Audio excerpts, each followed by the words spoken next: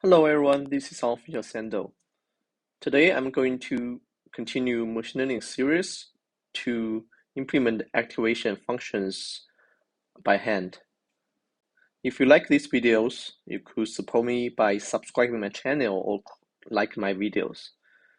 In below videos, you can find the code of the videos and also all of my video lists.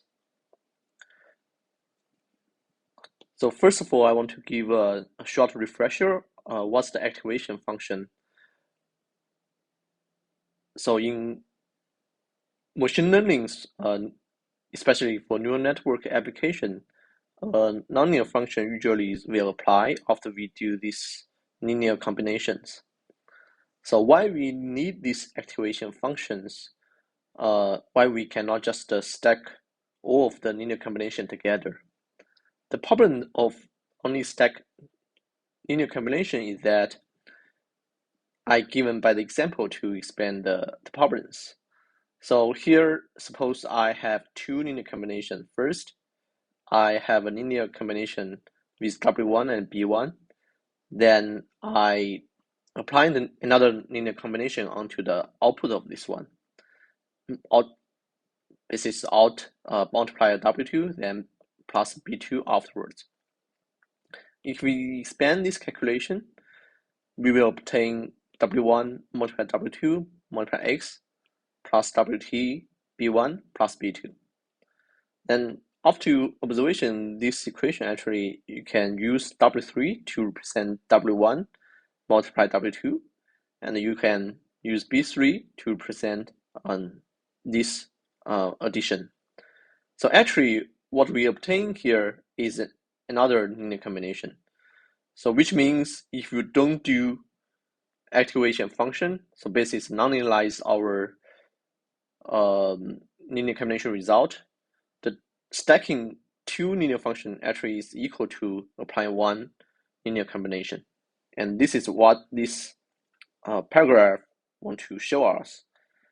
If you want to learn more details, you can also check these articles in the Towards Data Science.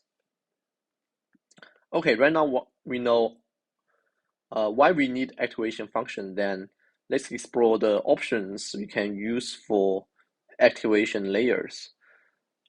The first activation functions the people has found is called sigmoid. The sigmoid function is represented by this equation. So basically, its curve looks like this. Then since it's being proposed, what I heard is like it haven't been implemented in a real implementation because the following drawbacks. The one major drawback is it has vanished gradient problems. If you use these two ends between -a, -4, and another end from the 4 and 8, we can see its gradient is almost close to 0, which means if the data is not locating near the 0, it's possibly get closing 0 gradient problem. Then what if we have this 0 gradient in the backpropagation of our neural networks? It will make our learning too slow. It's hard to update the weights very quickly. Another problems people find is this whole function is not zero-centered, which means its y-axis is always positive. So in the machine learning course at Stanford, they made a slide to explain why this activation don't like zero-center function, because if zero centers and if we have all positive or negative data, our grade descent directions can only be happening in these two domains, which come as a kind of zigzag path to reach our local minimum eventually, and this will make our training slow. I'm not going too details for these drawbacks. So if you're interested, check these slides. Also, the people use others approach to help to put our data as zero-centered, as knows like batch normalization or other approach. Then to improve the sigmoids, the researchers has proposed tanh functions. The good thing for the tanh function is it makes the whole curve zero-centered. However, the vanish gradient problem still exists in the two ends. Then the next activating functions people frequently use is called ReLU. This is defined as max between 0 to x, which means it's 0 for the negative domains. We will find that in the positive domains, it successfully resolved the vanish gradient problems. However, if the data is negative, we will see this kind of zero gradient exist. These people is called the dying ReLU problems. So to resolve dying ReLU problems, there's a leaky ReLU has been proposed. So they modify the negative domain as a small parameters multiply x. Then what we get from this curve is like here we can see it's more like it can get some negative values which make the whole activations more balanced and it's fix the dying ReLU problems. Now let's see how we implement the activation layer. Here I take a ReLU for example.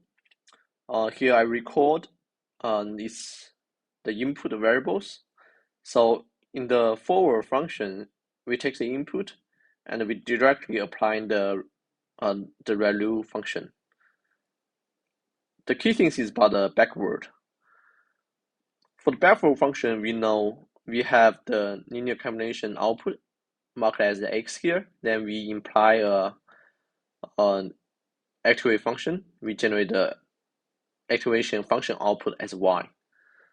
So to get the gradient from the loss to the x, basically we can use chain rule to extend this to the gradient.